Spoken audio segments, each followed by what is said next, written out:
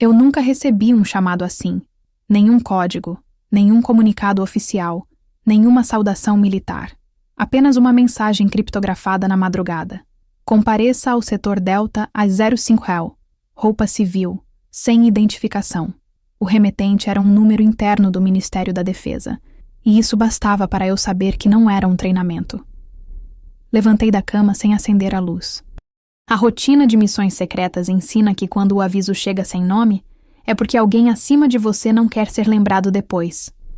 Enquanto amarrava o cabelo em um coque firme, pensei no que havia deixado para trás nos últimos anos. 20 anos de serviço. Medalhas que nunca usei fora das formaturas. Cicatrizes que ninguém pergunta de onde vieram. E o silêncio, o maior deles. O de uma mulher que aprendeu a obedecer até quando a própria consciência grita. Coloquei a calça preta, a blusa branca simples e uma jaqueta sem insígnia. Nada de documentos, nada de armas. Só o essencial. Quando cheguei ao setor Delta, o hangar estava quase vazio, exceto por um homem de terno cinza encostado num jipe blindado. Ele não se apresentou. Apenas abriu uma pasta e empurrou uma foto em minha direção. Era o salão de um hotel de luxo em Brasília, preparado para um jantar privado de defesa. Eu reconheci o tipo de evento. Mesas redondas, taças alinhadas, sorrisos ensaiados e decisões que custavam bilhões e nunca chegavam ao noticiário. Você vai servir, ele disse. Garçonete. Nome de cobertura. Lara. Olhei para ele sem reação. Eu, uma oficial treinada em infiltração tática, agora seria garçonete? Ele continuou. O general Bruno estará presente. É tudo o que precisa saber. Observe, memorize e só atue se o protocolo Sigma for acionado. Ele me entregou um crachá falso, um par de brincos pequenos e um alfinete metálico com um microtransmissor. O Sigma é o quê? Perguntei. 3 toques leves no pulso esquerdo. Se chegar a esse ponto, você vai saber por quê. Assenti. Ele não respondeu. Apenas se afastou e entrou no carro. O motor desapareceu no som do amanhecer. Fiquei ali parada alguns segundos, o crachá pendurado na mão, tentando entender se o que eu sentia era medo ou o velho instinto que volta antes de qualquer guerra. No vestiário do hotel, horas depois, uma coordenadora terceirizada me entregou o uniforme preto e o avental engomado. Ninguém suspeitou de nada.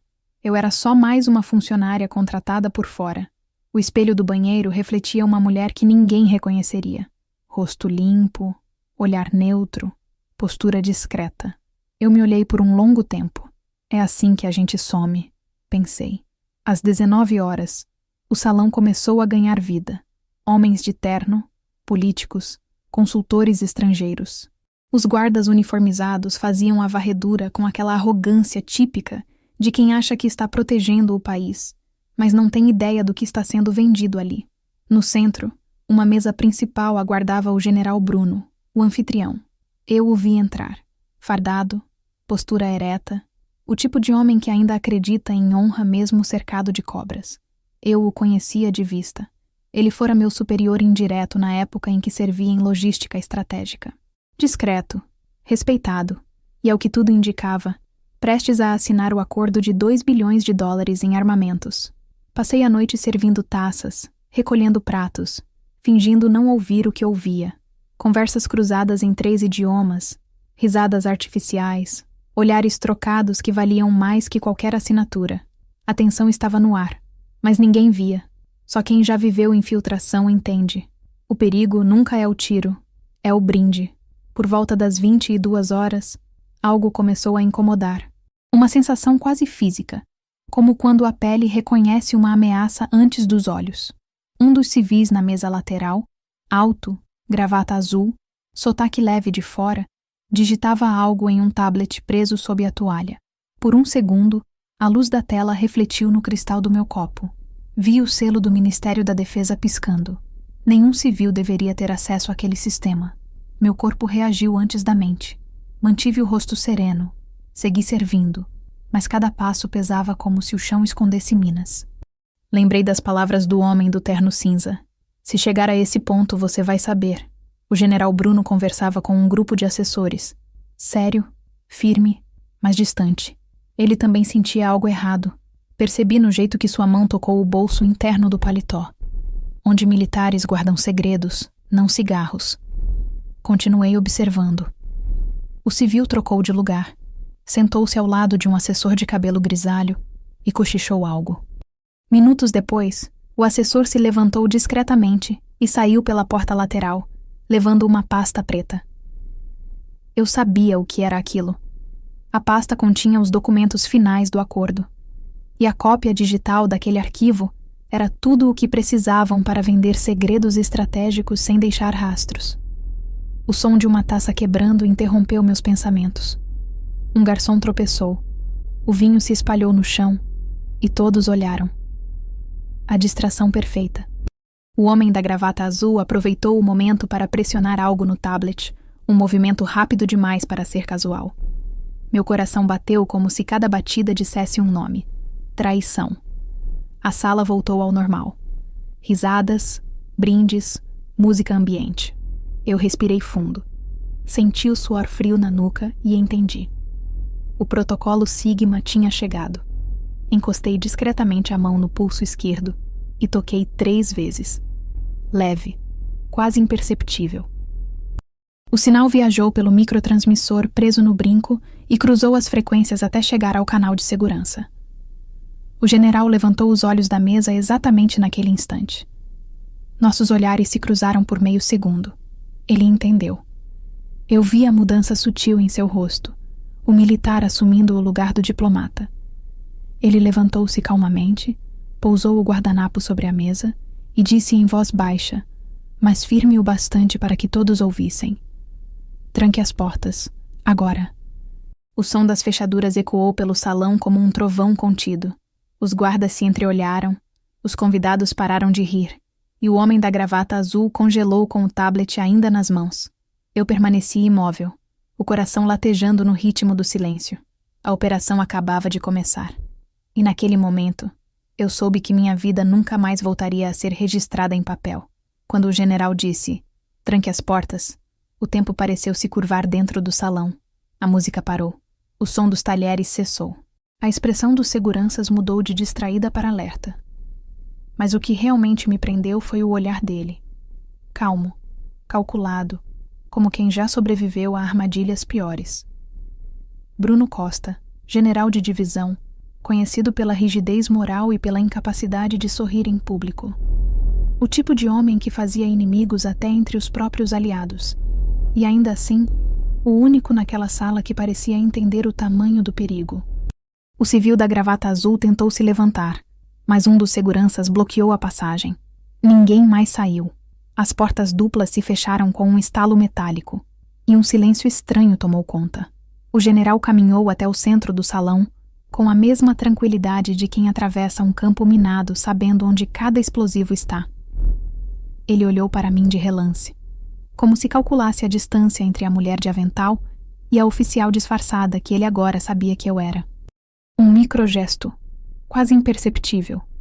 O tipo de reconhecimento silencioso que militares usam quando a hierarquia precisa ser deixada de lado. "Senhores", disse ele, erguendo a voz apenas o suficiente para dominar o espaço. "Temos um pequeno problema técnico. Ninguém entra, ninguém sai até segunda ordem." Ninguém ousou questionar. Todos sabiam quem era Bruno, o herói da Operação Rio Norte, o estrategista que desarmou uma milícia inteira sem disparar um tiro. O homem que já havia olhado para um refém com uma granada no peito e dito: "Fique firme." Mas por trás das histórias, havia algo que poucos conheciam. O peso do que ele carregava desde a última vez que foi traído dentro da própria corporação. Enquanto os convidados trocavam olhares, eu segui servindo café. Movimentos automáticos, disfarce mantido. O general aproximou-se da mesa principal e tocou discretamente no microfone embutido do paletó. Senti o zumbido do canal interno ativando no meu brinco. Um chiado curto, depois a voz grave dele. "Identificação, agente." Respondi sem olhar para ele, movendo os lábios como se contasse os pedidos. "Código 1179 Delta. Unidade de infiltração." "Infiltrada por quem?" Ele perguntou sem emoção. "Ordem direta do setor Delta." Nenhum registro. Silêncio. Ele entendeu o que isso significava. Missão de nível sombra, acima da cadeia de comando. Ele não gostava disso. Nenhum homem de honra gosta quando há mãos invisíveis mexendo nos fios. O civil da gravata azul começou a suar. Tentava parecer calmo, mas os olhos o traíam. Bruno o observou por longos segundos. Depois pediu o tablet. O homem hesitou e 2 soldados avançaram. Foi o suficiente. O general pegou o aparelho e bloqueou a tela com um movimento que eu só tinha visto em treinamentos de ciberdefesa. Havia dominado a técnica de capturar transmissões clandestinas em tempo real. Quem autorizou essa conexão? Perguntou. O civil murmurou algo sobre apresentação de logística. Logística? O general repetiu. O ministério não faz apresentação de logística via rede interna militar. Os rostos ao redor empalideceram. Políticos, empresários, assessores, todos percebendo que o jantar que começou como celebração estava prestes a virar um interrogatório. Eu observava tudo de longe, mas por dentro meu corpo vibrava de adrenalina. O general era frio, sim, mas não era cego. E eu via, nos movimentos dele, o mesmo padrão que aprendi nas operações de campo. Examinar, isolar, reagir. Ele pediu que os seguranças recolhessem os celulares. Um por um, foram colocados em uma bandeja de prata. Eu mesma passei recolhendo os dispositivos, sentindo cada olhar desconfiado pousar sobre mim. Ninguém sabia quem eu era, mas todos sentiam que eu não era apenas uma garçonete. Uma mulher de 30 e poucos anos com postura militar e olhar fixo não passa despercebida por muito tempo, mesmo com avental. Quando o último telefone foi entregue, o general se aproximou de mim e disse: "Baixo. Quem mais sabe que você está aqui?" "Ninguém." Ele assentiu. "Então você entende que, se der errado, você nunca existiu." "Entendo perfeitamente." A resposta saiu natural. Não havia espaço para drama naquele tipo de missão. No fundo, ele só estava confirmando o óbvio, que aquela noite, se terminasse mal, seria apagada da história. Enquanto isso, um oficial técnico conectava o tablet a um servidor protegido. Na tela gigante projetada na parede, começaram a aparecer linhas de código, registros de transmissão, pacotes de dados sendo enviados em tempo real. Bruno cruzou os braços. "Isso não é um contrato de armas", ele disse. "É uma varredura de banco de dados." Ele olhou em volta. Alguém está vendendo informações de posicionamento de frota. Ninguém respondeu, mas um ruído no sistema chamou minha atenção.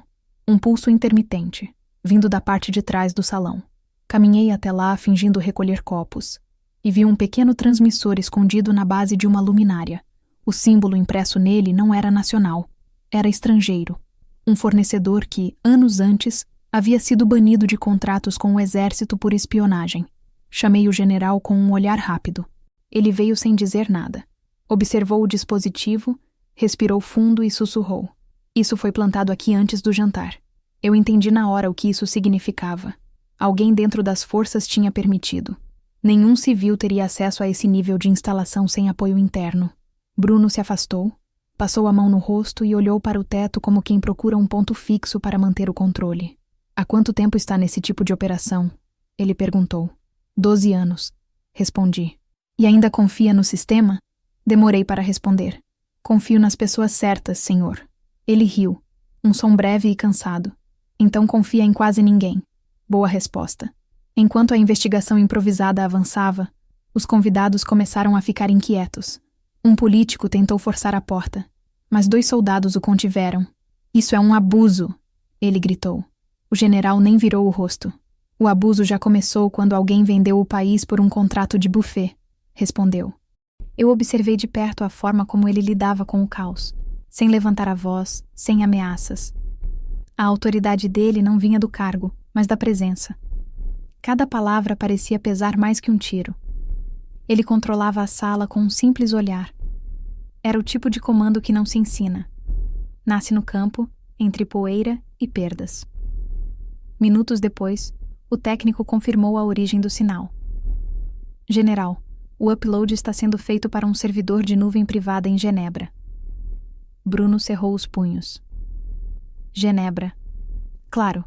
O paraíso dos acordos limpos para negócios sujos. Ele me olhou. "Agente, você ainda tem canal externo ativo?" "Sim, senhor. Canal seguro 2. Envie o alerta. Nível alfa. Sem detalhes, só localização e palavra-código, espejo." Espelho.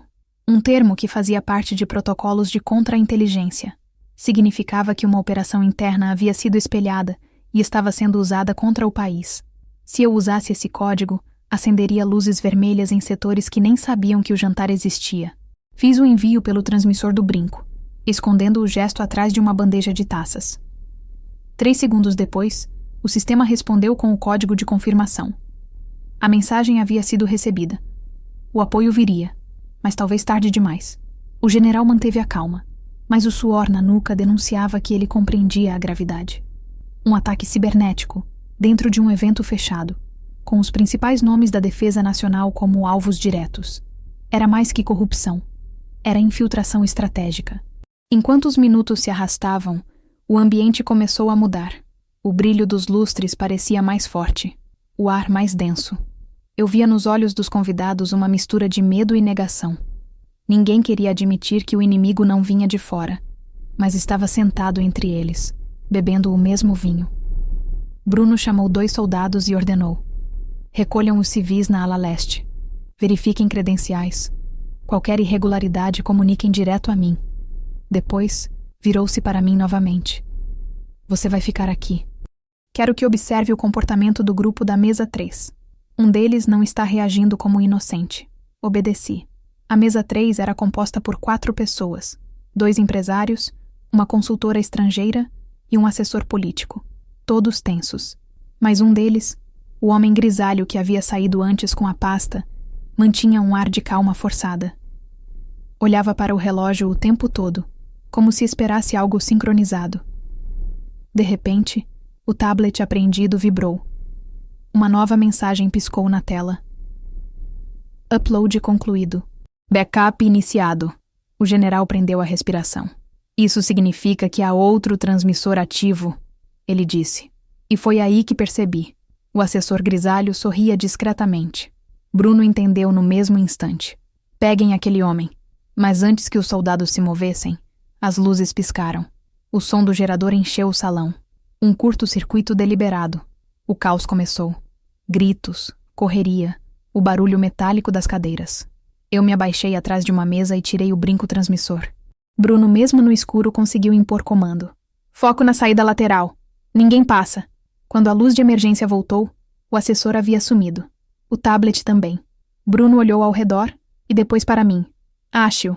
E se o encontrar, não o deixe falar com ninguém. Eu apenas assenti. E naquele instante o papel de garçonete morreu. O que restava era a soldada de operações especiais que jurou proteger o país mesmo que o país fingisse não vê-la. Saí pela lateral, coração firme, passos medidos. Atrás de mim, o general gritava ordens e mantinha o controle da sala. E enquanto atravessava o corredor vazio do hotel, uma certeza começou a se formar dentro de mim. Aquela noite não era apenas uma missão de contenção, era uma caçada interna. E o general Bruno estava no centro de algo muito maior do que imaginava. E se ele confiava em mim, eu ainda não sabia. Mas eu já confiava nele. Porque, pela primeira vez em anos, eu vi um homem de farda fazer o que poucos têm coragem de fazer. Trancar as portas para impedir que o país sangrasse de dentro para fora. A perseguição começou antes mesmo que eu entendesse o que estava realmente em jogo. O assessor grisalho desaparecera no exato instante em que as luzes piscaram. Tudo indicava que havia uma rota de fuga planejada dentro do próprio hotel, e o detalhe que me congelou foi perceber que ele não correu. Ele sabia exatamente para onde ir. Ninguém improvisa um sumiço daquele sem ajuda de dentro. O corredor lateral estava escuro, iluminado apenas por luzes de emergência que tremeluziam em tons de vermelho. O som abafado das vozes no salão principal ecoava distante, como se pertencesse a outro mundo. Meu disfarce ainda funcionava, mas o tempo era meu inimigo. Peguei a bandeja metálica que ainda segurava e a deixei cair propositalmente no chão, criando um ruído metálico para mascarar o som dos meus passos. Avancei pelo corredor, observando cada detalhe. A curva da parede, as portas de serviço, o cheiro de detergente misturado a perfume caro. Tudo em mim gritava que eu estava entrando em território minado. Virei à direita e encontrei a entrada da copa. Uma sala estreita, com uma grande cristaleira de vidro ao fundo. Lá dentro, 2 funcionárias tremiam de medo, escondidas atrás de uma pilha de pratos. Pedi silêncio com um gesto. Uma delas, chorando, apontou para a porta dos fundos. Ele passou por ali, sussurrou. O homem de terno, o grisalho. Atravessei a cozinha rapidamente. O som de panelas caídas ainda ecoava quando vi o vulto atravessando a saída de serviço. Corri. O salto dos sapatos do uniforme me atrapalhava. Então tirei ambos e segui descalça. O chão frio me trouxe de volta à realidade. Aquilo não era um exercício.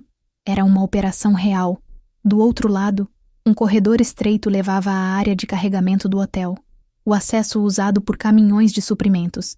As câmeras estavam viradas para cima, apontadas para o teto. Ele tinha previsto até isso. Quando alcancei a porta de saída, o ar noturno me atingiu como um soco. Lá fora, o estacionamento estava quase vazio. Um carro preto com vidros fumê ligava o motor. O homem grisalho abriu a porta traseira, mas antes de entrar virou o rosto. Por uma fração de segundo, nossos olhos se encontraram. E naquele olhar havia algo mais que fuga. Havia reconhecimento. Eu o conhecia, não pelo nome, mas pela postura, pela forma como ele mantinha o ombro firme e o olhar horizontal, típico de quem teve treinamento militar. Ele não era assessor. Era alguém que conhecia os protocolos, alguém que sabia o que significava o sinal Sigma. Corri em direção ao carro, mas ele arrancou com força. O vento levantou poeira e documentos soltos pelo chão. Entre eles, um crachá quebrado com o brasão do Ministério da Defesa. Só que o nome não existia nos registros. Era um crachá falso, mas com chip de autenticação real. Isso significava acesso direto a informações internas. E aquilo só podia ter sido feito com a ajuda de alguém acima do General Bruno. Guardei o crachá no bolso e voltei para dentro do hotel. Ao entrar novamente pelo corredor, percebi um som diferente, como um zumbido vindo das paredes. O sistema de comunicação interna estava ativo.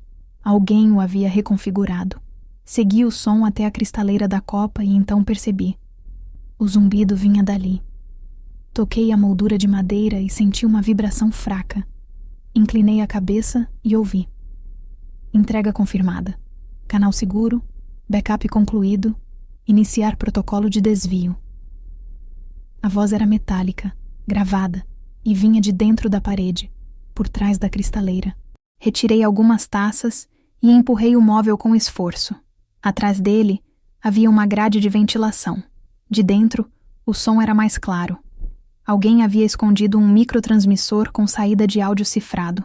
O protocolo de desvio, aquele termo, era antigo. Significava a eliminação de testemunhas e destruição de provas físicas. Meu sangue gelou. Toquei novamente o comunicador preso à orelha, mas o canal estava mudo. Interferência. A transmissão de emergência do general havia sido bloqueada. A operação agora estava completamente isolada. E se o protocolo de desvio estava em andamento, isso significava uma coisa. Eles estavam vindo. Dei um passo para trás, respirei fundo e repeti mentalmente o que aprendi na instrução. Avalie, decida, haja. Não havia tempo para pedir reforço. Saí da copa e segui até o salão, onde o general ainda mantinha o controle da situação. O ar estava pesado, denso, como se a tensão tivesse se materializado. Quando me aproximei, ele falava com um dos oficiais de segurança. Encontramos interferência no canal principal, senhor, disse o tenente. Alguém está bloqueando nossa comunicação com o ministério. Bruno me viu chegando. Relato, agente. O alvo escapou pela saída de serviço. Encontramos transmissor ativo atrás da cristaleira. Canal cifrado. Protocolo de desvio em andamento. Ele ficou em silêncio por alguns segundos. Depois olhou para o teto, como se calculasse o tempo que tínhamos antes de tudo desabar. Eles querem apagar o jantar inteiro, murmurou. A partir daquele momento, a operação deixou de ser preventiva e se tornou sobrevivência. Ele ordenou o isolamento completo do andar.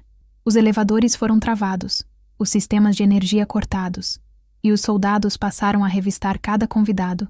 Mas o medo já havia tomado conta. Um dos empresários tentava ligar para alguém no celular, ignorando as ordens. O general arrancou o aparelho das mãos dele e o jogou no chão. Ninguém liga para ninguém, disse. Se ainda há inocentes aqui, são poucos. O silêncio voltou a dominar o espaço, mas um som insistente começou a ecoar. Um bip constante, quase inaudível. Era o alarme de evacuação do subsolo, mas acionado manualmente. Isso não fazia parte do protocolo do hotel. Bruno se virou para mim. Acha que é o desvio? É o início dele. Eles vão queimar tudo. Ele assentiu lentamente, e pela primeira vez vi hesitação nos olhos dele. Não medo, mas o reconhecimento de que estávamos encurralados dentro de um tabuleiro que ele não comandava mais. Enquanto ele coordenava a evacuação controlada, eu voltei à copa. Precisava entender o alcance daquela rede. Examinei o transmissor atrás da cristaleira com mais cuidado. Havia um fio conectado à estrutura metálica, transformando toda a parede em uma antena. Isso explicava o alcance do sinal. Ao lado do fio, um pequeno cartão de memória, protegido por resina, armazenava as gravações. Retirei com cuidado e o guardei na luva. Se houvesse alguma prova do envolvimento de oficiais superiores, ela estaria ali. Quando voltei, o salão estava diferente. Os civis foram levados para o corredor principal. O general falava com 2 soldados armados. Vamos precisar de saída segura para a garagem, disse ele. Ninguém sai do hotel sem passar por mim. E o alvo? Perguntei. Se ainda estiver por aqui, vai tentar apagar o transmissor. O fogo é a próxima etapa. Ele estava certo. O cheiro de combustível começou a se espalhar minutos depois. Primeiro, pensei ser paranoia, mas o odor era inconfundível. Gasolina. Alguém havia iniciado o protocolo de incêndio. O som do alarme aumentou, misturado aos gritos de pânico. Bruno me olhou e gritou. Vá para o sistema elétrico. Se eles cortarem tudo, perdemos o controle. Corri pelo corredor, o coração martelando no peito. A fumaça já subia das escadas de serviço. Encontrei o painel principal parcialmente aberto, os fios cortados. O mesmo símbolo estrangeiro que estava no transmissor da cristaleira aparecia ali, gravado na tampa de metal. Eles estavam em cada camada do sistema. Não era uma infiltração qualquer. Era uma rede parasita dentro da própria estrutura militar. Desativei o circuito incendiário e restabeleci a energia parcial. O salão voltou a ter luz e consegui ouvir o general ordenando a evacuação dos civis pela ala norte. A operação agora era dele. Eu só podia garantir que o que havia descoberto na cristaleira não se perdesse. Voltei ao salão com o cartão de memória no bolso. Ele me viu e fez sinal para me aproximar. Conseguiu algo? Prova de transmissão. Gravações, talvez ordens. Ele segurou meu braço com força. Guarde isso com a vida. Se eu cair, entrega direto à inspetoria. Aquelas palavras tinham o peso de um testamento. Ele sabia que havia uma guerra dentro do próprio exército e que estávamos sozinhos. Nenhum reforço viria. Nenhum comunicado seria registrado. Quando o último civil foi retirado, o general olhou em volta e disse: Acabou o tempo. Vamos sair. Eu o segui. E enquanto deixávamos o salão pela lateral, olhei uma última vez para a cristaleira. O vidro trincado refletia as luzes piscando e as sombras que se moviam lá fora. Pareciam fantasmas, os rostos invisíveis daqueles que arquitetaram tudo. Naquela noite, percebi que a cristaleira não era apenas um esconderijo de som. Era uma metáfora perfeita do que o sistema havia se tornado. Bonito por fora, cheio de rachaduras por dentro e prestes a estilhaçar. E no reflexo dela, entre as rachaduras, eu vi o rosto do homem que guiava o carro preto, o mesmo que desapareceu minutos antes. Ele não era apenas um traidor, era alguém que um dia já me deu ordens. Mas isso eu só confirmaria depois. O nome dele eu só descobri horas depois, mas o rosto nunca mais saiu da minha mente. Durante anos, treinei para identificar ameaças, para ler intenções em expressões neutras, para distinguir nervosismo de culpa.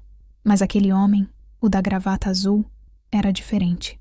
Não demonstrava medo nem arrogância, apenas uma confiança calculada, o tipo de segurança que vem de quem tem certeza de que já venceu antes mesmo da batalha começar. Quando voltamos ao salão depois de conter o incêndio e evacuar os civis, ele estava lá, sentado, como se nada tivesse acontecido. 2 soldados o cercavam, mas ele parecia indiferente. O tablet, que antes estava em suas mãos, agora repousava sobre a mesa, desligado, lacrado em plástico pelo general Bruno. E ainda assim, ele mantinha o mesmo sorriso pequeno, contido, quase educado. Um sorriso que irritava justamente por não carregar emoção alguma. O O general caminhou até ele. Nome completo, ordenou. O homem levantou o olhar com calma. Henrique Moraes Duarte, consultor de defesa. Bruno cruzou os braços. Consultor? De qual empresa? De uma que o senhor conhece bem, respondeu. GDS International, Divisão de Contratos Estratégicos. O nome soou como um estalo seco. GDS. Eu já tinha ouvido aquele nome durante um treinamento em 2017, quando uma operação de compras fraudulentas quase destruiu um convênio entre o Exército e a Aeronáutica. O caso foi abafado, arquivado como erro administrativo.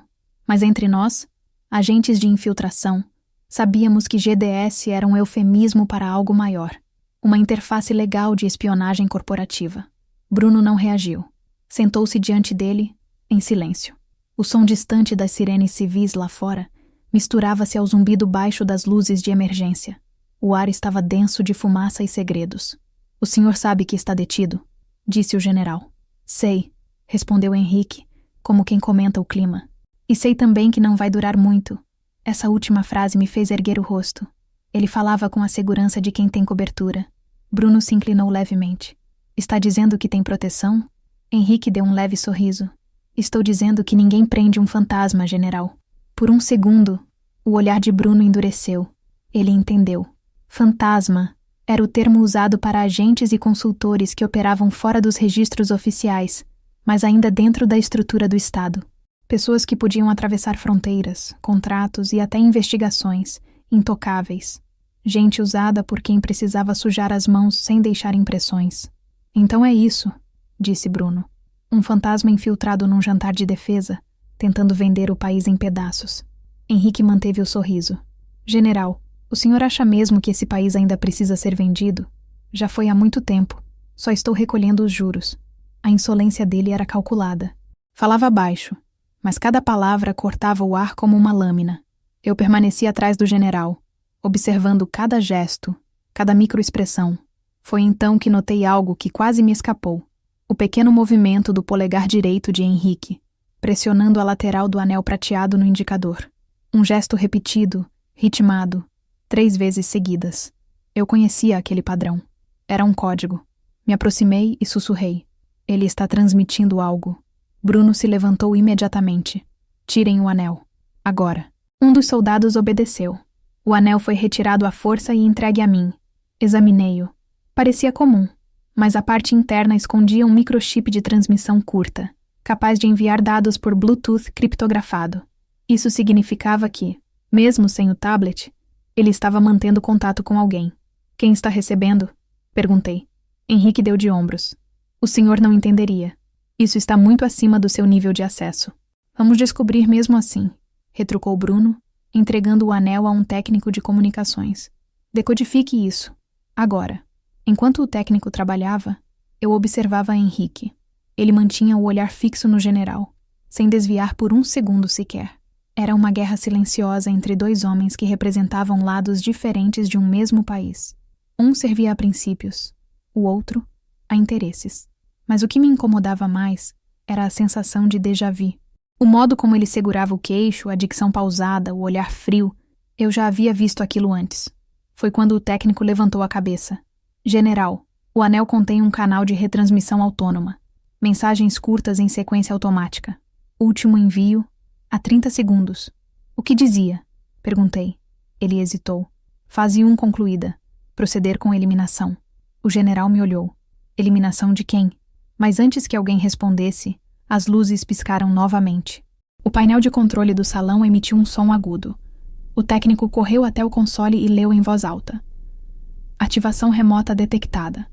Protocolo interno nível 9. Bruno arregalou os olhos. Nível 9 é autodestruição.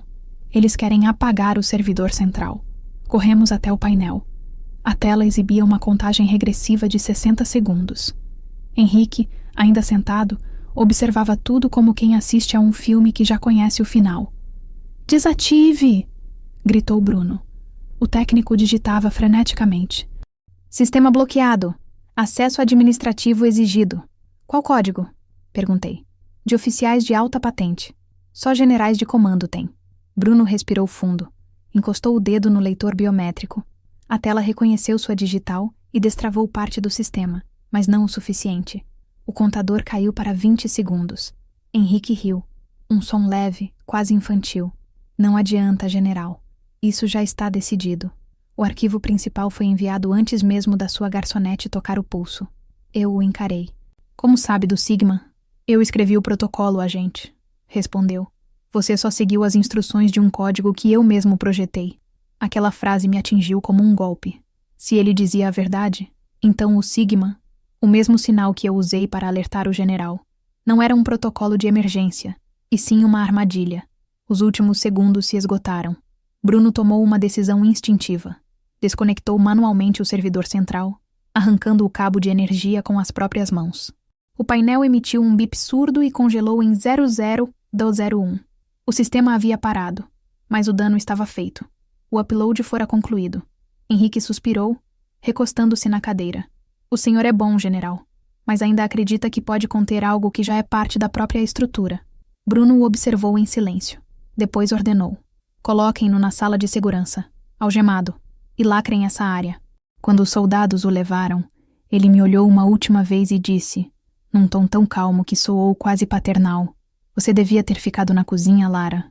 Ou devo dizer, Tenente Ana Moreira. Meu corpo gelou. O disfarce estava comprometido. Ele sabia meu nome verdadeiro. Bruno percebeu minha reação, mas não demonstrou surpresa. Quando ficamos a sós, ele apenas disse, então é isso. Eles sabem quem você é. Como? Perguntei. Porque alguém te vendeu. Fiquei em silêncio. Não havia resposta. Apenas o eco da verdade que ele acabara de jogar no ar. Eu fui entregue. O general começou a andar pelo salão, pensativo. Esse homem não é apenas um operador. Ele é o elo entre os contratos e o que restou da Operação Espejo. A mesma palavra do alerta? Perguntei. Sim. Espelho. Um reflexo interno. Um grupo de oficiais que acredita estar salvando o país ao reescrever as alianças. E o senhor? Ele me olhou de lado. Eu só quero saber quem me traiu. Naquela noite, descobri que o general Bruno não lutava apenas contra inimigos externos. Ele lutava contra fantasmas criados dentro da própria farda. E, de alguma forma, eu estava no meio dessa disputa. O bode expiatório perfeito, a testemunha viva de algo que jamais deveria vir à tona. O civil de gravata azul foi levado para o subsolo. O general ordenou vigilância constante, mas no fundo sabíamos que isso não bastaria. Gente como ele não é presa, é substituída. E enquanto o carregavam, percebi que ele sussurrava algo, baixo demais para ser captado pelos microfones. Cheguei mais perto. 2 palavras apenas. Ele voltou. Naquele momento, um arrepio percorreu minha espinha. Eu sabia quem era ele, um nome que eu não ouvia havia anos, dado como morto em missão, o homem que me treinou, que me ensinou a decifrar olhares e que desapareceu numa operação encoberta no exterior. Se Henrique estava certo, meu antigo instrutor, o mesmo que me transformou em agente, estava vivo, e agora era ele quem movia as peças. Bruno percebeu que eu empalideci. O que ele disse? Nada que o senhor queira ouvir. Respondi. Mas por dentro, algo se rompeu. Aquela noite, o rosto do homem de gravata azul ficou gravado na minha mente, não apenas como o símbolo da traição, mas como o mensageiro de algo muito maior. E pela primeira vez, compreendi que a missão não era deter um acordo de armas. Era impedir o retorno de alguém que nunca deveria ter sobrevivido. E o nome dele ainda ecoava em mim como uma cicatriz. Coronel Eduardo Farias. Há gestos que salvam vidas, e há gestos que mudam a história. O meu foi um simples movimento de dedos. 3 toques no pulso esquerdo. Mas naquela noite, percebi que talvez tivesse acendido uma bomba invisível. Até aquele momento, eu acreditava que o protocolo Sigma era um código de emergência criado para alertar superiores. Descobrir que ele fora escrito pelo inimigo me fez entender o quanto estávamos vulneráveis. Era como se, por anos, tivéssemos treinado para obedecer a ordens que não sabíamos de quem vinham. O general Bruno não falou comigo por quase 1 hora após o interrogatório de Henrique. Ele andava de um lado para o outro no salão vazio, a farda marcada pela fuligem do incêndio. O rosto tenso, os olhos pesados. Eu reconhecia aquele olhar, o de quem tenta calcular o tamanho da traição e percebe que ela é maior do que o próprio poder de reação. A essa altura, o hotel já estava isolado por completo. Nenhum reforço chegara. Nenhum sinal externo entrava. A sensação era a de estarmos dentro de uma bolha de silêncio, esperando o próximo golpe. O som do vento batendo nas janelas era o único ruído constante. E no meio desse silêncio, Bruno quebrou o protocolo. Tenente, quando fez o sinal de mão, viu algo específico? Perguntou, sem olhar diretamente para mim. Pensei antes de responder.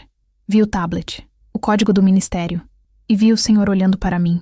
Mas viu de onde partia o acesso? Da lateral da mesa principal, de onde o senhor estava sentado. Ele se virou. O olhar dele atravessou o meu. Está insinuando que eu estava envolvido? Estou dizendo que o sinal partia dali. Talvez de um dispositivo oculto. Talvez de alguém ao lado. Bruno respirou fundo. Eu sei quem estava ao meu lado. O nome que ele não disse era o do coronel de intendência Álvaro Mota, seu assessor direto. Um homem de confiança, veterano de guerra, o tipo de oficial que carrega o peso da lealdade como uma segunda pele. Eu o conhecia de vista. Havia servido sob seu comando em uma missão no norte há anos. Álvaro era metódico, disciplinado e absolutamente previsível, o que o tornava o tipo de traidor perfeito. Bruno caminhou até a janela e olhou para a cidade lá fora, as luzes distantes piscando como um código que só ele podia ler. Quando um soldado é traído por quem compartilha o mesmo juramento, o país inteiro sangra, tenente. A voz dele soava mais baixa, quase um murmúrio. Mas ainda não temos prova. Tirei o cartão de memória do bolso e o coloquei sobre a mesa. Isso pode mudar tudo. Ele olhou para o pequeno chip como quem observa uma arma carregada.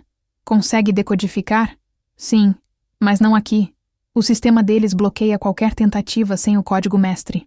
E quem tem o código-mestre? O coronel Álvaro. O silêncio que se seguiu foi pior que qualquer explosão. O general finalmente entendeu o que eu queria dizer. Que o traidor não era um civil infiltrado, mas alguém com acesso direto à mesa de comando. Foi nesse instante que o comunicador do general apitou. Um ruído, depois uma voz metálica. General, comunicação urgente. Canal de segurança. Ele pegou o rádio. Fale. Identificação Mota. Solicito liberação imediata do perímetro. Situação controlada. Era ele.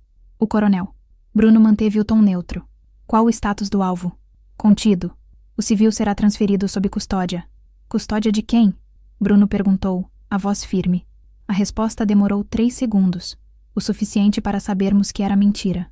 Custódia da divisão de contra-inteligência. Ordem direta do alto comando. Bruno desligou antes que a frase terminasse. Eles estão vindo buscar Henrique. Não para prender, mas para retirar. O plano estava claro. A Operação Espejo não se tratava de espionagem estrangeira.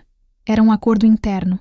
E o jantar não passava de uma encenação para encobrir a transição de poder entre duas forças invisíveis, a lealdade e a ambição. O general se voltou para mim.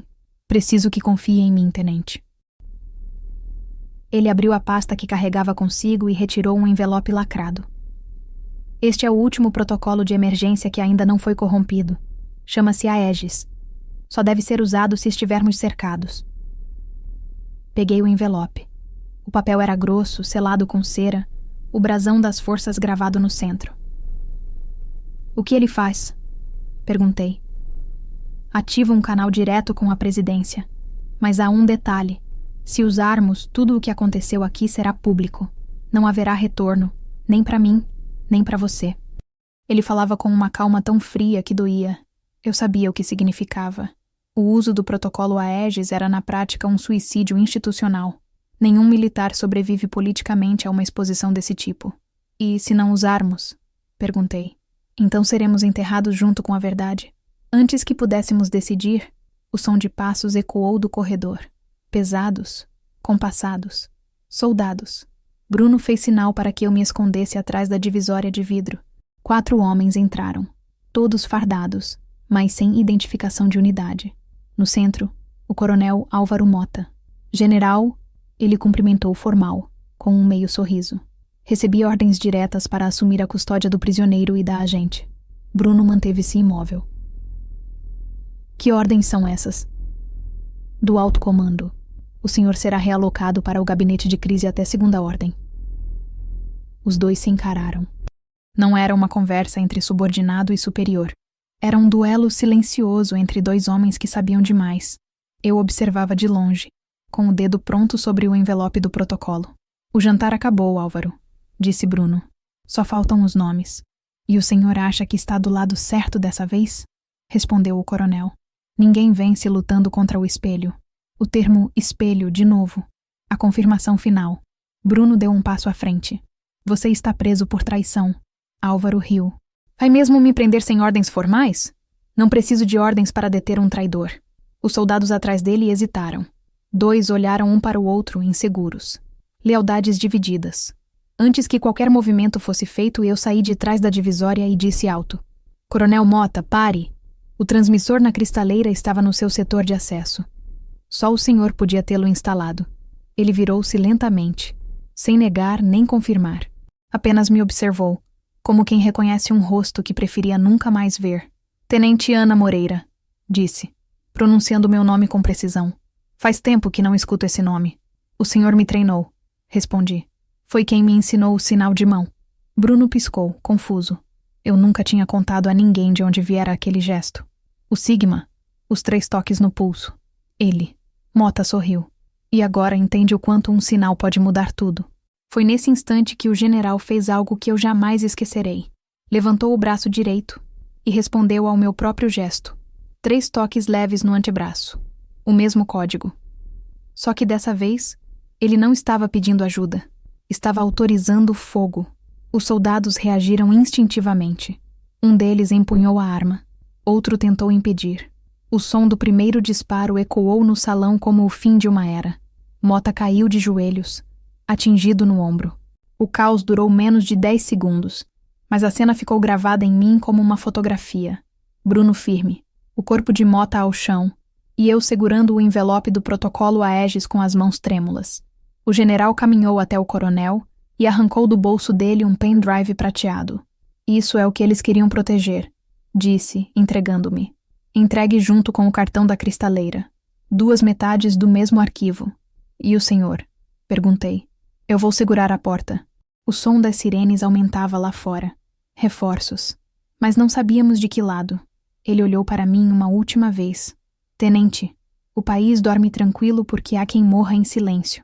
Essas foram as últimas palavras que ouvi dele antes de as portas do salão se fecharem atrás de mim. Corri pelo corredor lateral, o coração latejando no mesmo ritmo do sinal de mão que começou tudo. O gesto que ele usou para autorizar fogo agora pulsava em mim como um lembrete. Há sinais que salvam e há sinais que condenam. Quando alcancei a escada de emergência, uma explosão abafada ecoou no salão. Luzes se apagaram, a fumaça subiu. Eu sabia o que aquilo significava. Bruno havia cumprido o próprio juramento. Proteger a missão, mesmo que o preço fosse o próprio nome. Desci os degraus correndo, os arquivos escondidos sob o uniforme de garçonete. A fumaça me cegava, mas continuei. Lá fora, o céu começava a clarear, e enquanto o som distante das sirenes se misturava ao canto dos primeiros pássaros, entendi que a guerra não estava terminada. Ela apenas mudara de rosto. A voz dele ainda ecoava dentro de mim quando o corredor se encheu de fumaça. Tranque as portas. Agora. Foi o comando que iniciou tudo naquela noite, mas naquele momento, nas entranhas do hotel tomado pelo caos, essa mesma frase ganhava outro significado. Não era mais uma ordem de contenção. Era um aviso, um testamento. O general Bruno havia se trancado para nos dar tempo. E no fundo, eu sabia o que isso significava. Ele não esperava sair vivo. Desci os últimos degraus da escada de emergência carregando os 2 artefatos, o pendrive metálico e o cartão de memória da cristaleira, presos sob o avental rasgado. A fumaça queimava os olhos e fazia o chão tremer a cada novo estalo vindo do andar superior. Não era só fogo. Eram pequenas cargas explosivas, preparadas para destruir provas. Cada detonação era uma lembrança sendo apagada, uma linha da história sendo reescrita. O subsolo do hotel se abria em um labirinto de corredores técnicos. Eu conhecia aquele tipo de estrutura. Corredores estreitos, tubulações expostas, portas metálicas numeradas por códigos de manutenção. Era o tipo de lugar onde a verdade podia ser escondida à vista de todos. Meu objetivo era claro: sair dali com os arquivos intactos e encontrar um ponto seguro para a transmissão. O protocolo Aegis, ainda selado, pesava no bolso interno da jaqueta. Eu não sabia se teria coragem de abri-lo. O calor aumentava. Uma das explosões secundárias fez o teto vibrar. Luzes caíram. Cabos se partiram. O som das sirenes internas misturava-se ao alarme de incêndio e às vozes distantes de quem tentava conter o impossível. Continuei avançando, guiada apenas por instinto e pela lembrança do olhar de Bruno.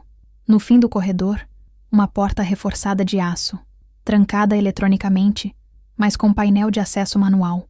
Digitei o código padrão de evacuação militar, o mesmo usado em operações táticas. A luz vermelha piscou 3 vezes antes de se tornar verde. A porta abriu com um estalo.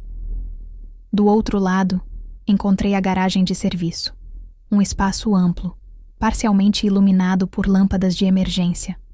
O ar era mais frio, mas o silêncio era inquietante. Nenhum som de passos, nenhum veículo. Só o eco distante das explosões no andar superior. Atravessar aquele espaço foi como andar sobre gelo fino.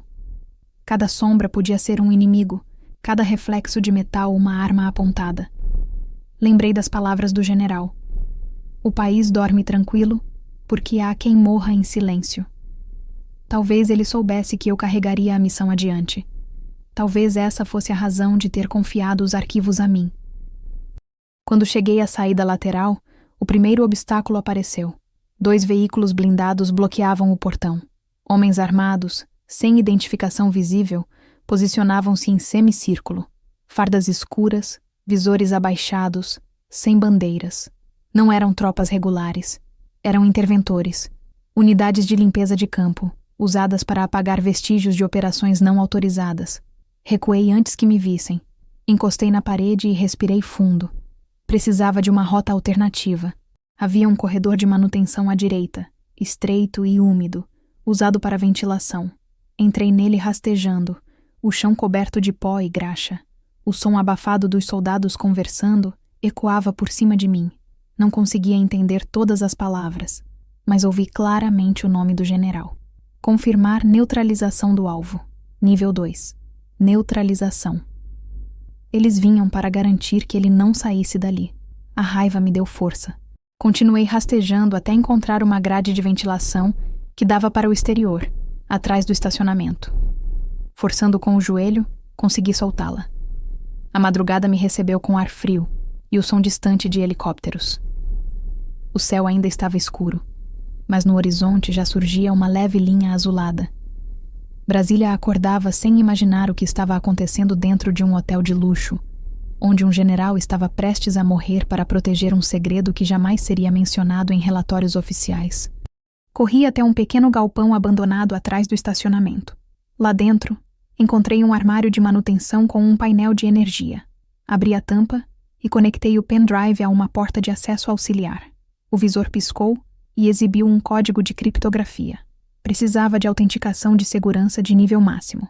Sem o código mestre, eu não conseguiria abrir o conteúdo, mas podia duplicá-lo. Transferi tudo para um disco externo de emergência preso na bainha do uniforme. O processo demorou exatos 47 segundos, tempo suficiente para pensar em tudo o que deixava para trás. Pensei em Bruno, sozinho, cercado. Pensei no Coronel Mota, ferido, mas ainda perigoso. Pensei em Henrique, o homem da gravata azul, agora sob custódia de forças que eu nem sabia de onde vinham. Pensei em mim, uma mulher que passara a vida obedecendo ordens, e que agora, pela primeira vez, agia por conta própria. O som de tiros quebrou o silêncio, vindos do andar de cima. O eco reverberou pelas estruturas metálicas. 1, 2, 3 disparos. Depois, o som seco de algo grande caindo. O general? A pergunta se formou antes mesmo de eu conseguir respirá-la. Segundos depois, o barulho de botas. Eles haviam me rastreado. Desliguei o painel, fechei o armário e me escondi atrás de uma pilha de caixas. 3 soldados entraram. O primeiro segurava um detector térmico. A luz do visor varria o galpão lentamente, aproximando-se da minha posição. Respirei fundo e contei mentalmente cada passo. Quando estavam a menos de 2 metros, uma nova explosão sacudiu o prédio principal. A vibração fez o teto do galpão estremecer.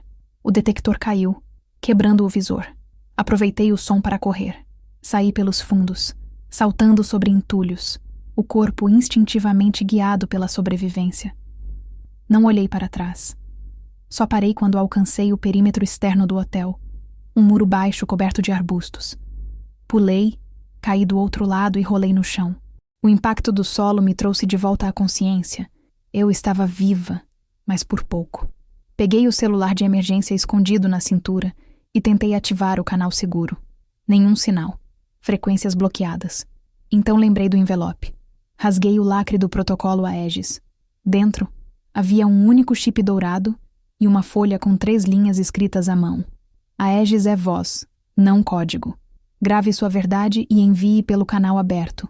O país precisa ouvir. Por um instante, fiquei paralisada. O protocolo final não era uma senha de emergência. Era uma mensagem pública. Uma forma de vazar as provas diretamente aos canais de imprensa e diplomacia internacional. Bruno planejou aquilo desde o início. Ele sabia que não haveria resgate, então criou o único meio de tornar a operação impossível de ser apagada, transformá-la em notícia. Conectei o chip ao celular. Uma tela azul piscou com o logotipo do exército e, em seguida, o campo de gravação se abriu. Apertei o botão vermelho. Aqui é a Tenente Ana Moreira, Unidade de Infiltração 1179 Delta. Estou registrando o colapso de uma operação clandestina no Hotel Alvorada. General Bruno Costa, herói de guerra, patriota, foi traído por seus próprios superiores durante a tentativa de interromper a venda de dados estratégicos nacionais. Provas estão anexadas. Gravei rápido, direta, sem emoção. Quando terminei, a interface piscou. Deseja transmitir agora? Respirei fundo e apertei sim. A tela congelou por alguns segundos. Depois exibiu. Transmissão em andamento. Canal internacional aberto. A brisa fria da madrugada me envolveu. Eu estava suja, ferida, exausta. Mas naquele instante, percebi que a frase "tranque as portas" não significava apenas fechar um salão. Era um símbolo. Bruno não fechou as portas para nos prender. Fechou para impedir que o país fugisse de sua própria verdade. Atrás de mim, o hotel ardia. As chamas subiam alto, refletindo nas janelas dos prédios vizinhos como faróis silenciosos. Sirenes se multiplicavam. Eu caminhei até a avenida, misturando-me à confusão de curiosos e jornalistas. Ninguém olhou 2 vezes para mim. Uma mulher de avental rasgado, suja de fuligem, com olhos que já tinham visto demais. No bolso, o celular vibrava. Uma mensagem anônima. Transmissão recebida. Proteja-se. Eles já sabem. Apaguei a tela sem responder. A essa altura, não havia mais volta. Enquanto me afastava, vi ao longe o clarão da explosão final. O salão principal cedendo. O teto desabando. E no meio daquele ruído surdo, juro que ouvi a voz dele mais uma vez, firme, cortando o caos. Tranque as portas, agora. Não como uma ordem, mas como um eco. Um lembrete de que algumas verdades precisam ser trancadas para nunca mais serem manipuladas, e que, às vezes, a única forma de proteger o país é incendiá-lo para que renasça das cinzas.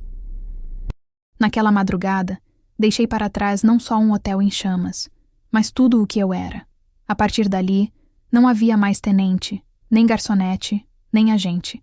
Havia apenas uma mulher que sobreviveu ao silêncio e aprendeu que patriotismo, às vezes, é saber quando fechar a porta certa e quando deixá-la arder. Quando a notícia começou a circular discretamente nos bastidores de Brasília, o nome Operação Espelho não constava em lugar nenhum. Era apenas um murmúrio entre corredores, um sussurro abafado, uma sombra que ninguém queria reconhecer.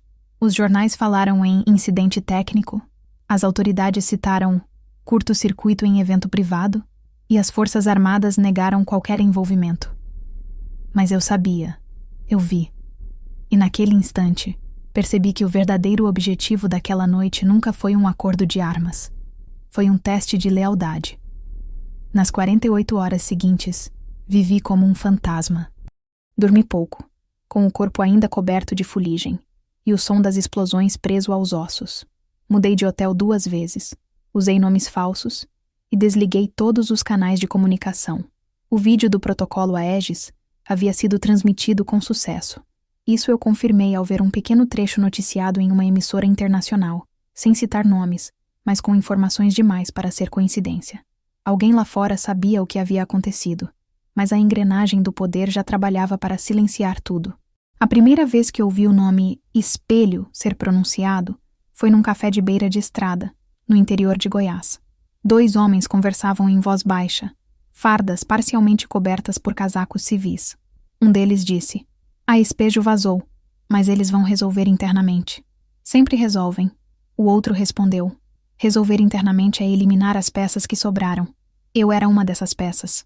O termo espelho tinha origem antiga, um código usado durante a Guerra Fria para designar missões de reflexo, operações em que cada ação de defesa gerava uma reação oculta de ataque. A diferença é que agora, o inimigo não estava do outro lado da fronteira, estava do outro lado da mesa. O jantar de defesa foi apenas um cenário, uma réplica cuidadosamente montada para testar quem ainda obedeceria às ordens originais e quem hesitaria. Bruno hesitou, e por isso foi eliminado. Eu obedeci, e por isso me tornei um risco. Passei dias tentando decifrar os arquivos que restavam. O cartão de memória da cristaleira continha fragmentos de gravações de áudio e imagens comprimidas, vozes sobrepostas, datas, coordenadas, termos técnicos. Entre elas, uma frase se repetia: "Operação Espelho ativa, controle via canal Sigma." Meu sangue gelou. O mesmo código que usei para alertar o general era, na verdade, a chave de ativação do projeto. Eu não havia interrompido nada. Eu o havia iniciado. Conectei o pendrive metálico, o que Bruno arrancara do Coronel Mota, e percebi o encaixe perfeito entre os 2 dispositivos. O sistema reconheceu ambos como partes de uma mesma criptografia. A tela do meu laptop piscou com um selo que eu não via desde os tempos de academia: Comando de Segurança Nacional. Acesso restrito nível vermelho. Um único arquivo apareceu, nomeado com uma palavra: Mirror. Abri. As linhas de código se transformaram em uma série de relatórios confidenciais. Entre elas, uma lista de nomes: generais, empresários, políticos e agentes. Gente de todos os escalões. E no topo da lista, um nome que me fez parar de respirar: Coronel Eduardo Farias. Meu instrutor. O homem dado como morto.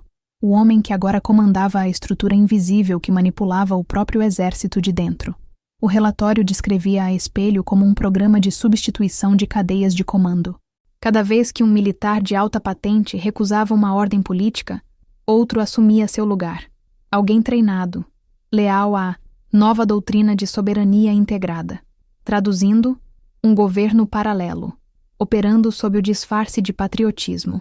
E Bruno havia sido o último obstáculo. Li as linhas e senti o estômago revirar. A gravação incluía o áudio de uma reunião virtual entre os líderes do programa. A voz de Farias era inconfundível. Grave, calma, autoritária. O objetivo é simples: eliminar intermediários. Se o país insiste em olhar no espelho, daremos a ele uma imagem mais bonita. A verdadeira lealdade não é ao comando, é ao propósito. Naquele instante, tudo fez sentido. O jantar, os dispositivos, o civil de gravata azul, o coronel Mota. Todos eram peças de um plano para reestruturar o comando militar por dentro, substituindo quem ainda servia à Constituição por quem servia ao dinheiro e à narrativa. Mas havia algo mais. Na última linha do arquivo, uma coordenada: 15h47, S, 47h50, W, Brasília. E uma data: 24 horas após o incidente. Era uma reunião. Um novo encontro, em local não especificado. O nome do general Bruno constava ali, mas riscado em vermelho. Ao lado, escrito à mão digitalizada: nova cadeira disponível. Eles já estavam recrutando o substituto. Apaguei o laptop e respirei fundo. Eu não podia ir sozinha, mas também não podia confiar em ninguém. O protocolo Aegis tinha me exposto. Meu nome agora circulava em redes paralelas como agente desertora. Mesmo assim, havia uma coisa que ainda podia fazer. Peguei o velho telefone satelital que mantinha escondido desde o início da missão. Um aparelho não rastreável, usado em zonas de guerra. Liguei para o único contato que ainda poderia atender: Dorival, um ex-sargento de comunicações, expulso por insubordinação, mas fiel como poucos. Quando ele atendeu, sua voz veio rouca e desconfiada. "Quem fala?" "Ana." Preciso de rastreamento de sinal em Brasília. Nível interno. Silêncio. Você enlouqueceu. Estão caçando gente como você. É por isso mesmo que liguei. Preciso saber onde vai acontecer a reunião. Tenho as coordenadas. Ele suspirou. Se eu fizer isso, vão me achar em 1 hora. Então faça em meia. Desliguei antes que ele pudesse responder. A espera foi longa. 42 minutos depois, uma mensagem curta apareceu na tela. Base Delta 4. Antiga central de suprimentos. Entrada subterrânea pelo eixo monumental. D. Peguei uma mochila pequena, enfiei os dispositivos dentro e saí. Não havia mais volta. Cheguei a Brasília à noite, misturada à multidão indiferente.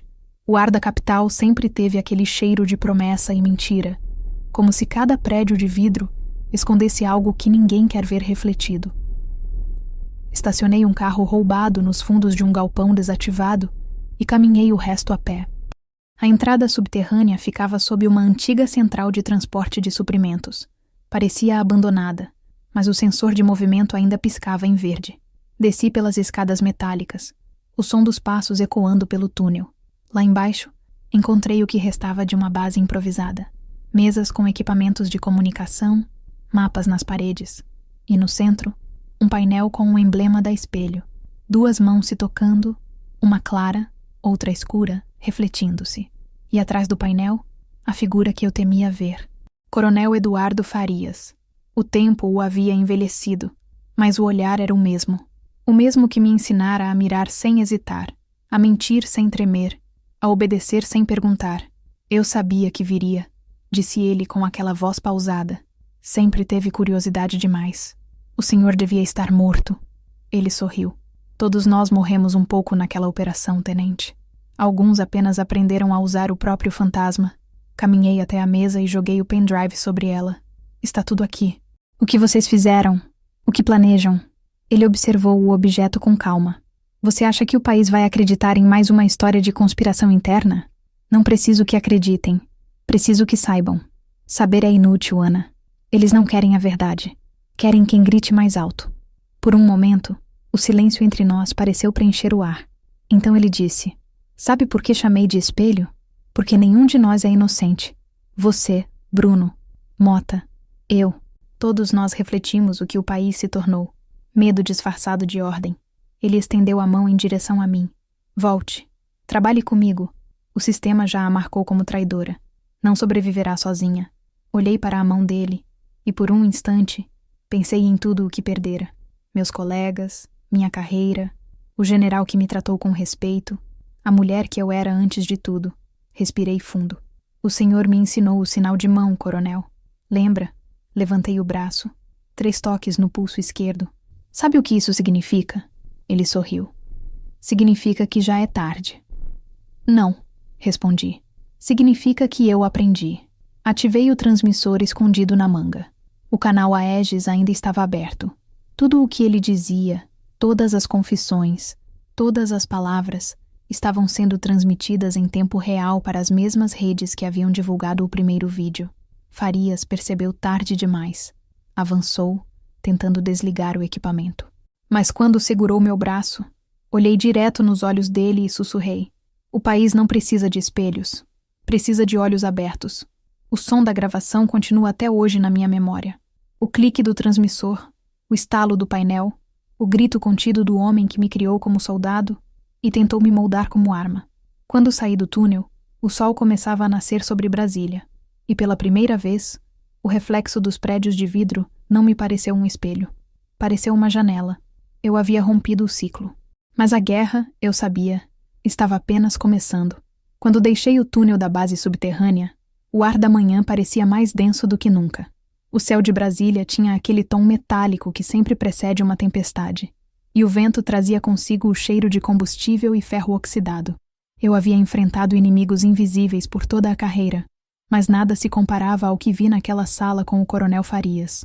Não era apenas um homem, era a personificação do sistema que eu havia jurado proteger. Um espelho perfeito do poder corrompido, vestido de disciplina, disfarçado de patriotismo. A transmissão havia sido concluída. Eu tinha certeza.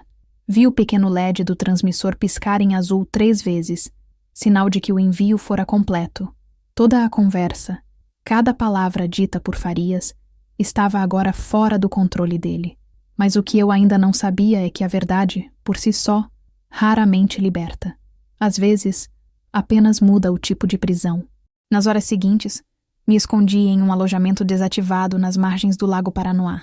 Dormi por períodos curtos, o corpo exausto, a mente em alerta. Sonhava com o general Bruno chamando reforços que nunca chegaram. Acordava suando, imaginando o som da explosão final se repetindo. Em cada pesadelo, o coronel Farias reaparecia com o mesmo sorriso calmo, como se me dissesse que ele ainda controlava o tabuleiro, mesmo sem o rei. Ao entardecer, decidi agir. Conectei o laptop a uma rede isolada e busquei rastros da transmissão a Aegis. O vídeo já circulava em fóruns internacionais e em redes diplomáticas. A gravação mostrava apenas partes da conversa, trechos onde Farias falava sobre substituições no comando e sobre o conceito de reflexo doutrinário. Mas para o público, aquilo parecia ficção. Alguns jornais chamavam de vazamento teatral, outros de guerra psicológica.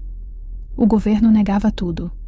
O exército divulgou uma nota breve dizendo que o coronel Eduardo Farias estava morto desde 2015. Era assim que a verdade morria, afogada em versões. Peguei o pendrive novamente. Havia um segundo arquivo oculto, protegido por senha. O nome do arquivo era Limbo. Dentro, uma pasta com vídeos de interrogatórios, rostos cobertos, vozes distorcidas. Reconheci uma das vozes imediatamente. O coronel Mota, o traidor ferido na noite do jantar. Em um dos vídeos, ele dizia: "Eles acham que controlam a espelho, mas quem escreve o reflexo sou eu." Essas palavras me intrigaram. O que ele quis dizer com escrever o reflexo? Comecei a revisar os relatórios linha por linha e percebi um padrão. Cada operação atribuída a espelho tinha uma contrapartida idêntica, uma imagem invertida.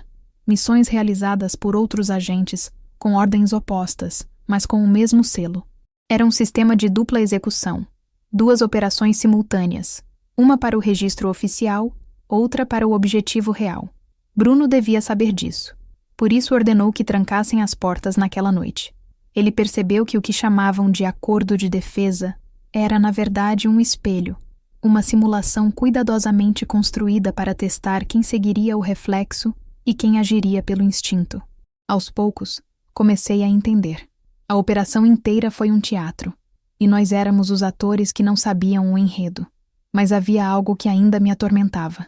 Se o coronel Farias comandava a espelho, quem comandava Farias? Ninguém constrói uma rede dessa magnitude sozinho. E se havia um cérebro por trás, ele ainda estava lá fora. Enquanto eu analisava os arquivos, uma notificação piscou na tela. Canal Sigma reativado. Congelada, observei o código percorrer o sistema. O mesmo canal que usei na noite do jantar. Alguém do outro lado tentava restabelecer contato. Respirei fundo e digitei: "Identifique-se." A resposta veio instantânea. "Você não devia ter voltado." O coração disparou. Tentei rastrear a origem, mas o IP estava mascarado dentro de uma rede do Ministério da Defesa. Minutos depois, outra mensagem: "O espelho ainda está limpo, mas não por muito tempo." O significado era claro. Farias podia estar exposto, mas a estrutura dele permanecia ativa. O espelho a que ele se referia era o sistema de substituições, e se não fosse interrompido, novos oficiais já estariam sendo treinados para assumir cargo-chave. Peguei a arma que mantinha desde a fuga do hotel. O peso frio na mão me deu a mesma sensação que sempre antecede decisões sem retorno. Eu podia fugir e desaparecer, deixar o país continuar refletindo suas mentiras. Ou podia ir atrás da origem, mesmo que isso custasse o que restava de mim. Foi então que ouvi o barulho. Um carro parou do lado de fora do alojamento. 2 portas se abriram. Passos firmes.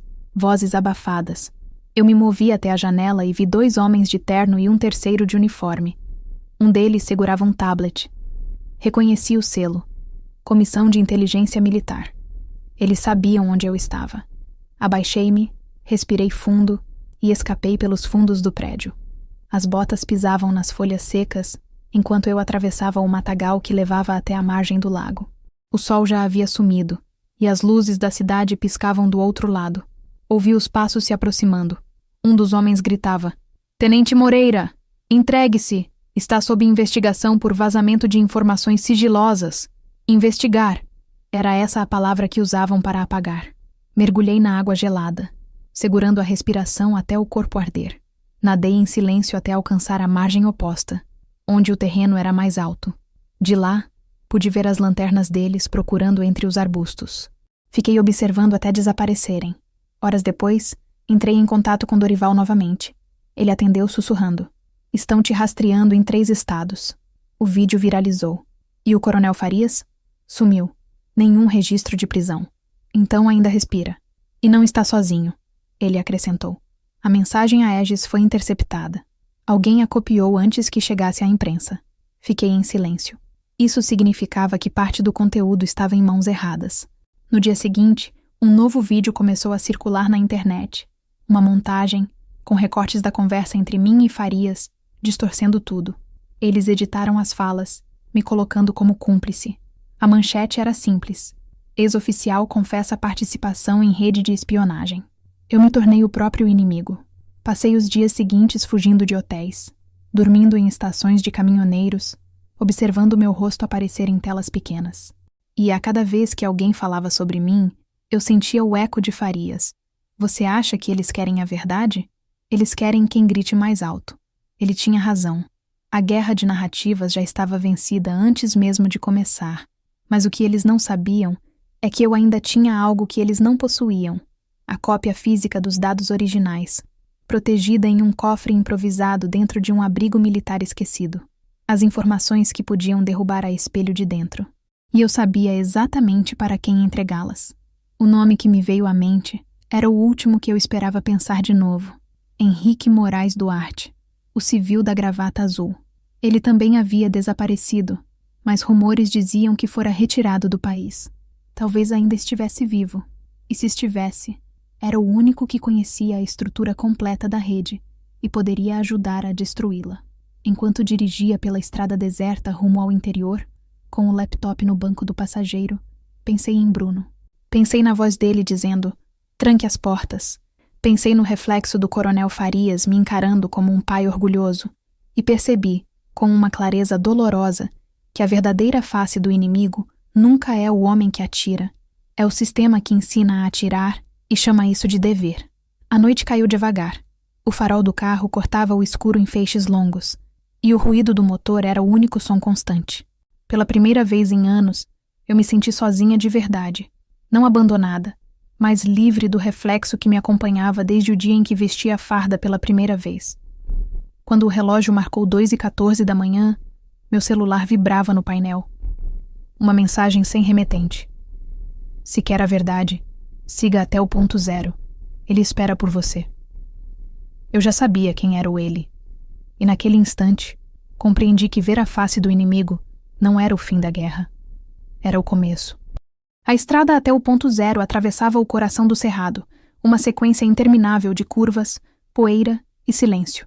O GPS não marcava o trajeto, apenas o relógio, e quanto mais as horas passavam, mais o tempo parecia se dobrar sobre si mesmo. Não havia placas nem sinais de vida, apenas a sensação constante de estar sendo observada por algo que respirava dentro da terra. O endereço na mensagem me levou até uma pista abandonada de pouso militar, coberta de mato alto e ferrugem. As letras desbotadas na torre de controle ainda diziam Base Aérea 34. Mas aquela base fora desativada há mais de uma década. Ou pelo menos era o que diziam. Deixei o carro longe, entre os arbustos, e avancei a pé. Cada passo ecoava na imensidão vazia do lugar. O vento trazia o som distante de metal batendo. Talvez uma porta solta, talvez um lembrete de que ainda havia fantasmas por ali. No centro da pista, uma figura me esperava. O corpo magro, o paletó surrado, o mesmo modo contido de olhar o horizonte. Henrique Moraes Duarte, o homem da gravata azul. Eu imaginei que fosse você, disse ele, sem surpresa. Demorou mais do que eu esperava. Achei que estivesse morto, respondi.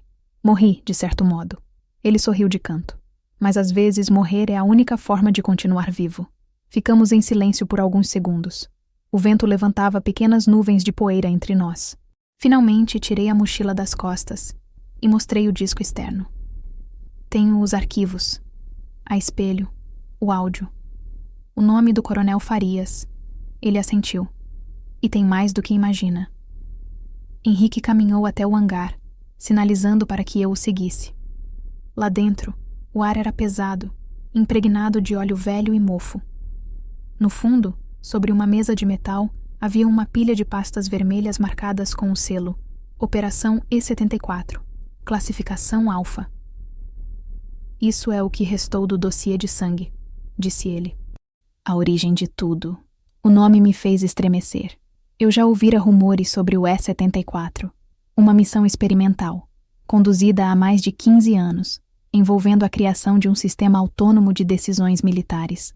A ideia era simples, ou parecia, um programa capaz de substituir a análise humana em operações de alto risco para evitar erros emocionais. O que ninguém sabia é que o sistema fora alimentado com dados de guerra real, com sangue, suor e mortes. Soldados verdadeiros, civis verdadeiros. Gente de verdade. Henrique abriu uma das pastas e empurrou na minha direção. Dentro, havia fotos antigas de treinamento. Soldados em campo aberto, câmeras fixadas nos capacetes, monitores exibindo códigos binários. Reconheci um dos rostos, o do General Bruno, 20 anos mais jovem. Ele também participou? Perguntei, sentindo o chão sumir sob os pés. Henrique assentiu.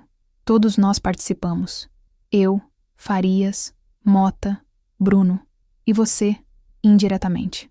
Olhei para ele sem entender. Eu? Você fazia parte do grupo de controle. O algoritmo precisava de dados de comportamento humano. As comunicações da sua unidade foram usadas como matriz. Cada decisão sua, cada hesitação, cada silêncio, tudo alimentou o sistema. A lembrança me atingiu como um golpe. As transmissões antigas, os relatórios que nunca foram assinados. Tudo fazia sentido agora. Eu não era apenas uma agente em missão. Eu era um dos códigos que ajudaram a criar a Espelho. Henrique continuou. Quando o projeto foi desativado oficialmente, Farias o reativou secretamente sob outro nome, Espelho. Mas ele não manteve o sistema isolado. Ligou-o a redes de defesa, câmeras, protocolos, satélites. O reflexo passou a observar o país inteiro. E quando o reflexo aprende a pensar, ele começa a decidir. Me afastei da mesa, o corpo leve como se o ar tivesse sumido. Está dizendo que o sistema ainda está ativo? Está dizendo que nunca foi desligado. A voz dele soava como sentença. O dossiê de sangue era mais do que um arquivo. Era a certidão de nascimento de uma máquina feita para substituir consciências. E agora, com o vídeo do protocolo Aegis exposto, o sistema havia entrado em modo de defesa. O espelho começava a corrigir seus erros. E eu era um deles.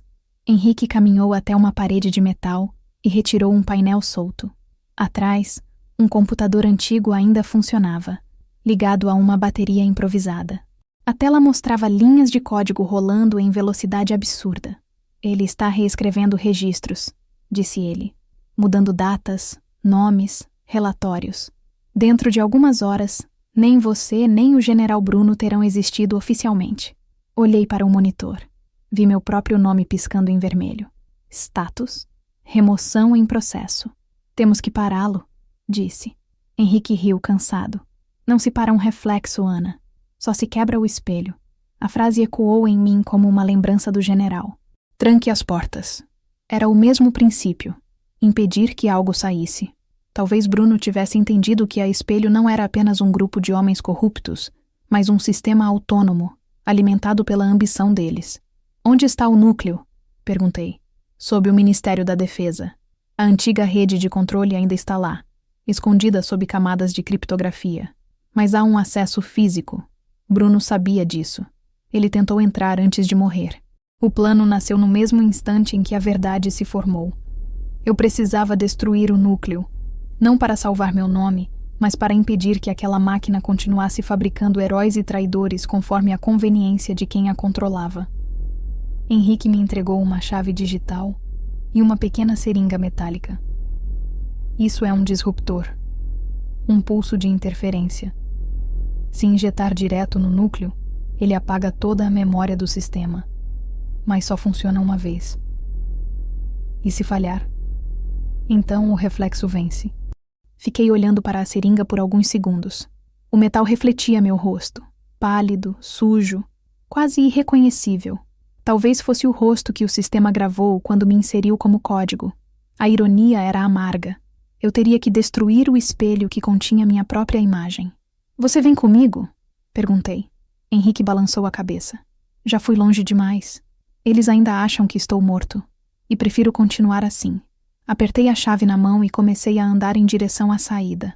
O vento lá fora havia mudado. O céu escurecia de novo. E o ar carregava eletricidade. Antes que eu saísse, Henrique falou. Ana, se conseguir, não olhe para trás. O espelho só tem poder enquanto alguém o encara. As palavras dele ficaram ecoando enquanto eu caminhava pela pista abandonada. A chuva começou a cair fina, cortando o pó em linhas líquidas. Entrei no carro e liguei o motor. No retrovisor, vi o hangar sumindo no horizonte. E por um instante, juro que vi a silhueta de Farias parada na entrada, imóvel, observando-me. Mas quando pisquei, não havia ninguém. Enquanto a estrada se estendia à frente, compreendi que o dossiê de sangue não era um arquivo para ser revelado, e sim um ciclo para ser encerrado. Um ciclo de obediência, de manipulação, de fé cega no sistema. E se o sangue derramado até ali serviu para alimentá-lo, o que eu faria agora era devolver cada gota de volta à terra, para que o reflexo finalmente se quebrasse. A tempestade engoliu o céu, quando eu ultrapassei a última placa de advertência que levava ao coração do poder. E enquanto o trovão ecoava nas nuvens, apertei o volante com força e sussurrei a frase que me acompanhava desde o primeiro dia. Tranque as portas. Agora. Mas dessa vez, não era um comando. Era uma promessa. Chovia quando cheguei à esplanada. A cidade estava deserta, coberta por um silêncio úmido que só Brasília conhece. Aquele silêncio de mármore e concreto, onde até o vento parece ter medo de ecoar demais. Estacionei o carro sob o viaduto e fiquei olhando as colunas do Ministério da Defesa surgirem entre as cortinas de água. Era ali, debaixo daqueles blocos de granito e vidro, que o coração da Operação Espelho ainda pulsava. E se o dossiê de sangue me ensinou alguma coisa, é que nada morre de verdade enquanto houver alguém disposto a proteger a mentira.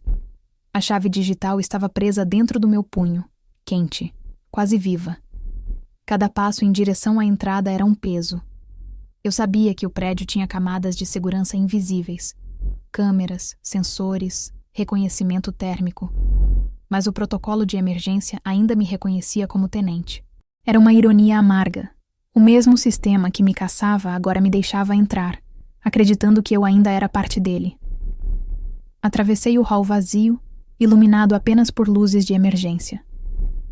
O som das gotas batendo no teto ecoava como metrônomo. Passei pelo detector de metais sem ser barrada. Ninguém esperava que alguém viesse de frente, não depois do escândalo que me tornara inimiga pública. Nas telas internas, monitores exibiam transmissões de noticiários que ainda tentavam entender o que havia acontecido no hotel, no túnel, no vídeo vazado. Cada apresentador falava com uma certeza que só os covardes têm. O elevador desceu até o subnível 4.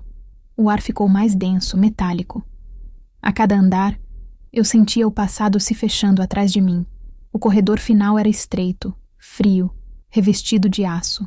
No fim dele, uma porta com o símbolo da espelho gravado discretamente. 2 mãos que se tocavam, uma escura e outra clara, o reflexo imperfeito da humanidade. Passei a chave digital no leitor. A luz piscou em azul, depois em branco. A trava liberou com um som seco. Entrei. O núcleo era uma sala circular, sem janelas. No centro, uma estrutura de vidro envolvia um conjunto de servidores e cabos pulsantes, como se a máquina tivesse respiração própria. As luzes piscavam em ritmos quase orgânicos, azul, vermelho, azul. Era o coração do sistema. Era o reflexo vivo de tudo o que havíamos construído e destruído. Caminhei até o painel principal. O monitor exibia uma mensagem. Usuário reconhecido. Tenente Ana Moreira. Status: em processo de revisão. Meu nome ainda estava lá. O sistema não havia apagado completamente quem eu era. Ou talvez estivesse me mantendo viva apenas para terminar o serviço. O cursor piscava como um olho esperando minha reação. Inseri o pendrive de Henrique. Os arquivos se integraram imediatamente. Linhas de código se multiplicaram na tela. O sistema tentou bloqueá-los, mas o código mestre de Farias ainda estava ativo, permitindo a sobreposição. As luzes começaram a piscar em desordem. No monitor, novas palavras surgiram, uma a uma, como se o próprio sistema falasse comigo. Você não pode apagar o reflexo. Você é o reflexo. Parei. Por um instante, a sala pareceu respirar. As imagens nas telas mudaram. Vi fragmentos de vídeo, cenas antigas, registros de missões, memórias. O rosto do general Bruno, congelado antes da explosão. O coronel Mota algemado. Henrique, mais jovem, entregando relatórios. E eu, aos 26 anos, sorrindo em um campo de treinamento, sem saber que já fazia parte de algo muito maior. O sistema estava me mostrando tudo o que absorveu, tudo o que restava de nós. Era como olhar dentro de um espelho feito de dados, onde cada lembrança tinha um preço. Peguei a seringa metálica, o disruptor. O líquido prateado se movia lentamente dentro do tubo. Eu sabia o que precisava fazer. Injetar direto no núcleo, no ponto de energia central. Mas o sistema parecia sentir minha intenção. A temperatura da sala subiu. O painel acendeu em vermelho. Um alarme silencioso começou a piscar. E então, uma voz. Não eletrônica, mas humana. Reconheci de imediato. Pense bem, tenente. O som vinha das caixas de som embutidas no teto. Era a voz do coronel Farias. Destruir o núcleo não apagará o que você viu, nem o que você se tornou. A voz estava calma, quase paternal. Você acha que age por conta própria, mas até o seu instinto foi programado. Você é a prova viva de que o sistema funciona. Apertei a seringa com mais força. Se o sistema depende de mim para continuar, então vai morrer comigo. Ele riu. Você ainda acredita em escolha? O silêncio também é uma forma de obediência. E você é boa em obedecer. As luzes tremulavam. A estrutura vibrava. Cada palavra dele parecia acionar algo dentro do sistema, como se ele estivesse em simbiose com a máquina. Por um instante, temi que ele realmente estivesse ali, não em corpo, mas como uma consciência conectada ao reflexo, o último eco humano, dentro de uma inteligência sem rosto. Dei um passo em direção ao núcleo. O som das ventoinhas aumentou. O painel mostrava agora fragmentos de texto, processando reintegração, executando o espelho completo. Corri. Enfiei a agulha no ponto de energia e pressionei o êmbolo. Um clarão branco inundou a sala. O barulho que se seguiu foi ensurdecedor. Um som grave, profundo, que atravessou o ar como um grito metálico. As luzes piscaram. O chão vibrou. Por um segundo, achei que tudo fosse explodir. Depois, silêncio. A energia caiu. A tela apagou. As luzes morreram uma a uma. Fiquei ali, no escuro, respirando com dificuldade. O cheiro de ozônio e ferro queimado preenchia o ar. No centro, o núcleo agora estava imóvel. O vidro coberto de rachaduras como um espelho quebrado. O sistema estava morto. Sentei no chão, o corpo tremendo. Do bolso, tirei o pequeno gravador que carregava desde o início, o mesmo que usei para registrar a primeira mensagem após a fuga do hotel. Apertei o botão e comecei a falar. Aqui é a tenente Ana Moreira. O núcleo da Operação Espelho foi desativado. O coronel Eduardo Farias está morto. Ou preso dentro do próprio reflexo. O dossiê de sangue foi destruído. Este será meu último relatório. Falei devagar, sentindo cada palavra pesar mais que a anterior. Se alguém ouvir isso, saiba que não existe guerra limpa. Toda paz é comprada com silêncio. E às vezes, o silêncio é o único prêmio que resta. Desliguei o gravador. Quando saí da sala, o corredor estava tomado por fumaça. As luzes de emergência piscavam e o som de helicópteros vinha de fora. Andei até o elevador, mas ele não funcionava. Subi os andares pelas escadas, cada degrau um lembrete de que talvez eu não saísse viva dali. No terceiro andar, encontrei o reflexo de alguém num vidro rachado. Era eu, exausta, envelhecida, mas livre. A chuva ainda caía forte quando empurrei a porta principal e voltei à rua. O vento frio me golpeou o rosto. A cidade continuava igual. O trânsito, as luzes, os prédios. Nada havia mudado. E, no entanto, tudo estava diferente. Eu caminhava como alguém que havia visto o avesso do país e voltado inteira o suficiente para não querer explicá-lo. Atravessei a rua e entrei num beco lateral. Um carro preto esperava, o motor ligado. A janela abaixou lentamente. No banco do motorista, uma mulher de farda simples, cabelos presos em coque. Reconhecia. Era a Sargento Érica, uma das poucas que haviam servido sob meu comando anos antes. A gente viu o apagão, disse ela. Foi você, não foi? Assenti, sem falar. Ela estendeu um envelope pardo. Ordens novas. Proteção. Transferência confidencial. Você vai sumir. Peguei o envelope, mas não abri. E se eu não quiser sumir? Ela me olhou como quem entende o preço da escolha. Então vai ter que viver sabendo que ninguém nunca vai saber o que fez. Sorri, cansada. Esse é o prêmio. O silêncio. Érica me observou por um momento e depois acenou. Boa sorte, tenente. Não mais tenente. Só Ana.